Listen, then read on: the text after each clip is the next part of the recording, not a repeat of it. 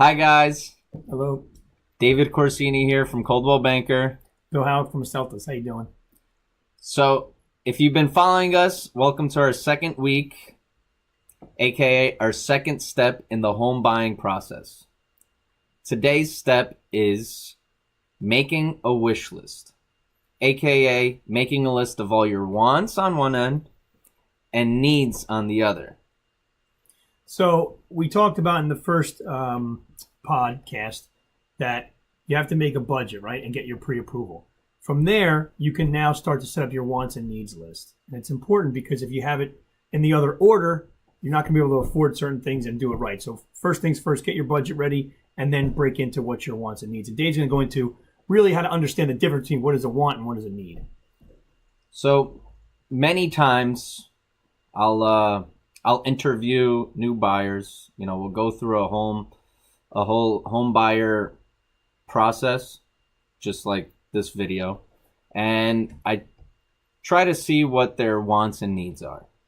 Usually, the needs list ends up being this big, and then the wants list is this big.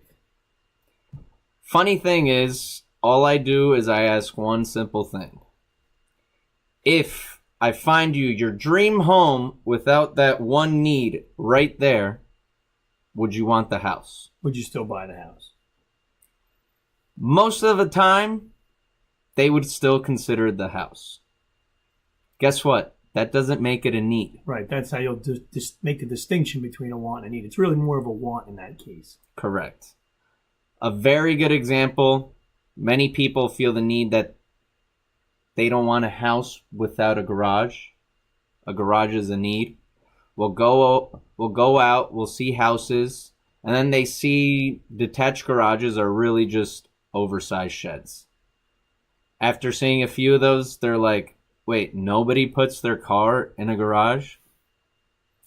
Unless it's an attached garage, chances are people aren't really using it, unless it's for storage. So, definitely think about what your actual needs are as opposed to your wants. And some of those things may be, quality of life stuff. It might be certain school districts. It might be how close is my commute to work from this piece of property? Does it have access to mass transit? Am I close to airports or trains? These are the kind of things you want to put on these lists to really narrow down what kind of a property you're really looking for. Correct. Everybody is different. Certain people don't mind commuting an hour to and from work as long as they have a huge house, low property taxes, okay? They love being in a rural area. Some people have to be in an urban area where they can walk everywhere. These are needs, okay? I need to be able to be walking distance to mass transit to get into New York City. Right. That's a need. I work in the city. I don't want to have to drive to the train station and then have to go. I'd rather be able to walk to the train station because getting into work every day is very important for me because I have this important job, and obviously that's the economic driver of my existence. So therefore, this is very important. This is a need for me. Now, please take into consideration if your budget is $1 million, you can have a lot of needs.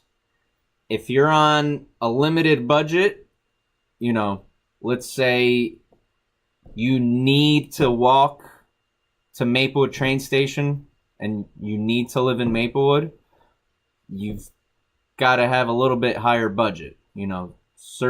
That's why the number one step in our process is to get pre-approved and see how much you can afford one or what you want to buy. Okay? That being said, number one thing, neighborhood, which Bill was getting to, school systems, quality of life. Some people love being in a town with a downtown area. Some people don't need it. Everyone's different. Mass transit, another thing. Lot size. Some people want to be on an acre of land. That's great. Another thing that you may decide you want, not so much need, is the type of house. But that's, depending on the person, certain people only want ranches, like Yeah, which also could be a need because if someone has perhaps like a disability. right, correct, they might not want to have 8 levels of stairs because their knee hurts, etc., whatever. If you're downsizing, ranches, split levels are great. Okay? If you're not, you may not need a ranch or a split level. You could have a colonial, a Tudor, a custom home. Everything's good for the right person. So that concludes step 2 in the home buying process. Stay tuned for step 3. Have a good one, guys. Bye bye.